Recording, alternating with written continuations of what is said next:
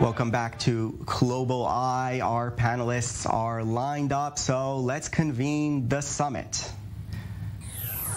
With us today, political correspondent for the Times of Israel, Carrie Keller-Lynn, and Yirmiyahu Danzig, an Israeli activist, and Simcha Rothman, an Israeli lawmaker from the Religious Zionist Party. And we will be discussing today comments made by Israeli Defense Minister Benny Gantz, saying that two far-right Israeli groups, La Familia and Lahava, should be perhaps maybe designated as terrorist organizations. That discussion should be had, he said. But how do you designate a group as a terrorist organization? What are the criteria? And is that the right decision to make regarding these two groups? Let's take a look.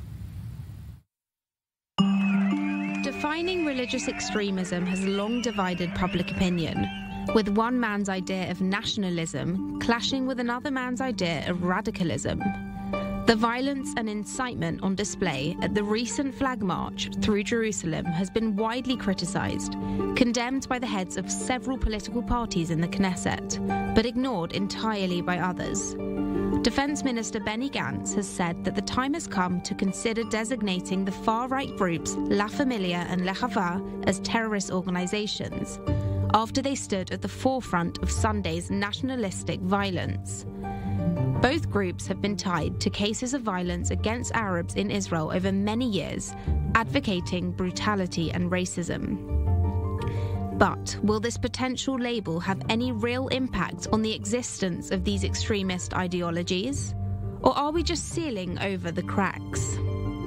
Could these characterizations have an opposite impact, only adding more fuel to the flames of incitement? And could prejudice and politics stand in the way of racial justice? How do we designate terror labels? So let's take this question to our panelists. You each have 30 seconds to make your opening statements. How do we designate a group as a terrorist organization? And if you have time, you can also add, is that the correct designation in this instance? Carrie, you go first. So this is one of many waves of calls to designate both Lahava and La Familia as terrorist organizations. And while it's nice that centrist and left-wing politicians say it's time to do so, the person who really decides is the head of the Shin Bet. And no one who I've spoken to who's close to the matter has been able to tell me whether or not this time, which is not the first time that the head of the Shin Bet has been requested to make this designation, it'll happen.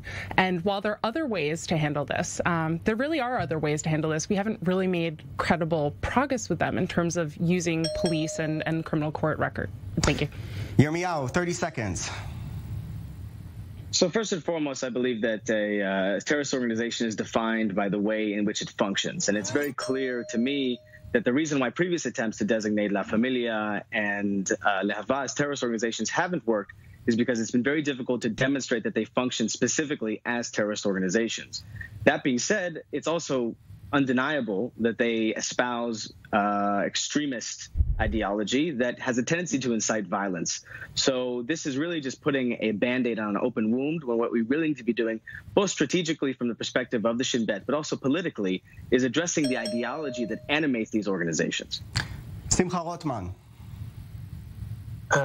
Defining a terrorist organization, you need to do both things. To define terror, and second, to define organization. To the best of my knowledge, and I believe that's the reason the Shin Bet did not try to designate them as a terrorist organization. They're not so organized and they're not so terrorist. They don't have a political goal behind whatever kind of violence some people there do. If you designate them as a terrorist organization, you can designate any group of sports supporters as terrorist organizations. Sometimes they use violence. Right, so picking up maybe there a bit on what Simcha Rothman said, I'll ask you, Carrie, this first follow-up question. Can we really designate Lahava and La Familia together with sort of more robust groups like Hamas and Islamic Jihad?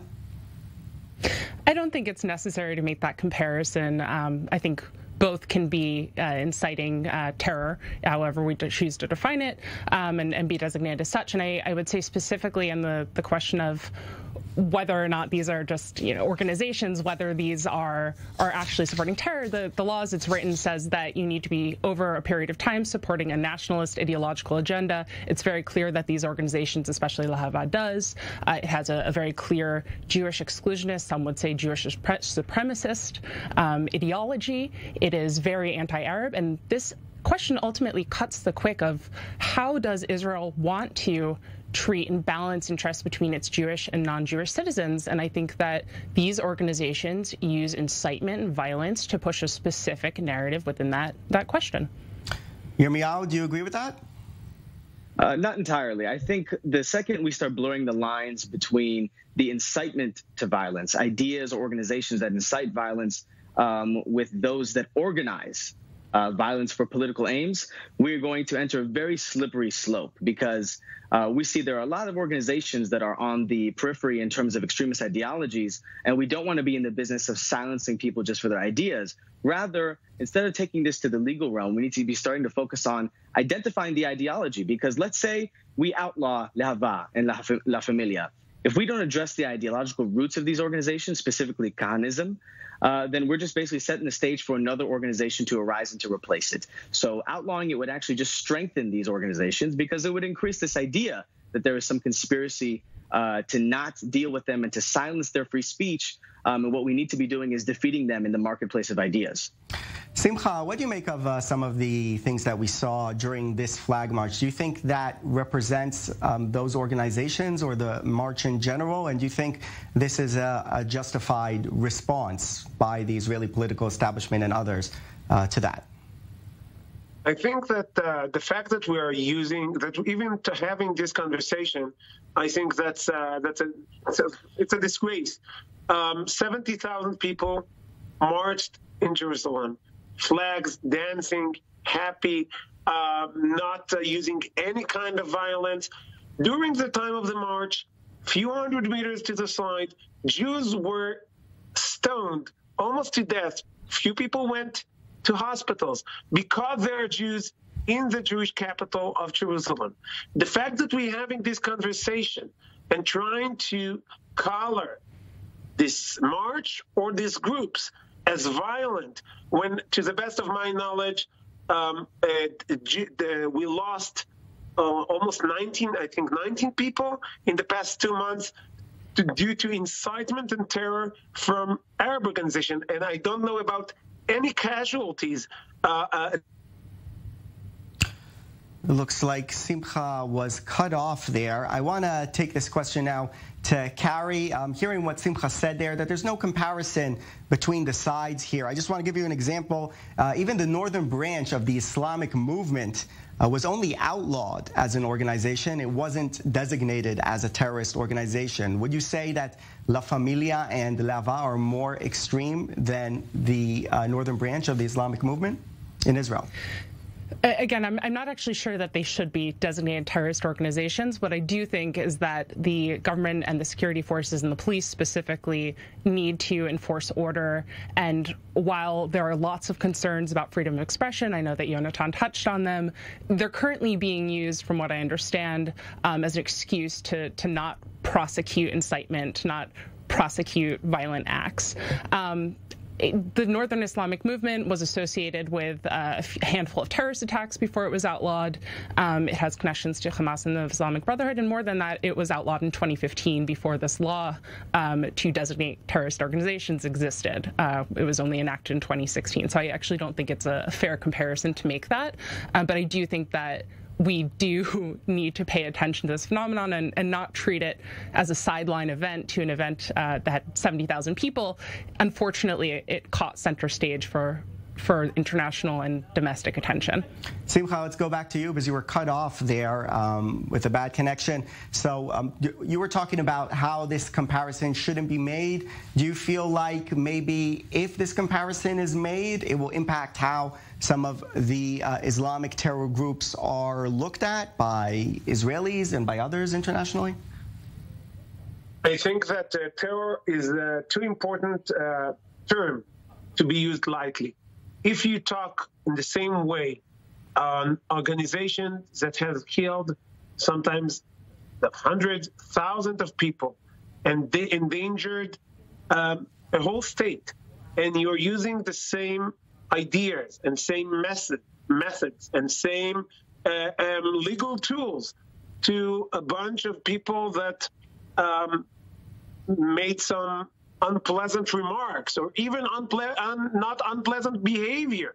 And you're using the same term, you are diminishing the importance of fighting terror. You're using the wrong term, and I think it's a mistake. And I think it's a mistake both on that dealing with this situation and also making it stronger. You're not dealing with the situation, and you're using and you're lowering the standards for what it is, a terrorist organization. You're using it lightly. Then if everything is terror, then nothing is terror.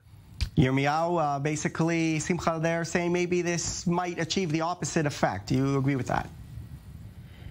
I do agree with that. I think it's a very salient point. First of all, we need to make a distinction between extremism and terrorism, right? Extremism is an important part of what animates terrorism, but it doesn't necessarily organize and function in the same way. So I think if we use the same legal and strategic security tools against an idea, which is what we're talking about here, these are the ideas of Kahanism that animate these extremist movements, then we could actually just be feeding into their extremism. What we need to be doing is engaging with the ideology, right? And the fact that many people point to this specific group and tried to use it to then demonize the entire national religious sector of Israeli society and those that were participating in the parade actually emboldens the people that organize La Familia and that organize La Hava and ultimately serve to make it seem like they really do represent the majority of Israelis that care about the future of the Jewish people in Jerusalem and throughout the land of Israel. And that is the opposite of what we want to achieve. We need to isolate these groups and show that they do not represent Israeli society, and they don't even represent the people that showed up at the flag march 2 days ago.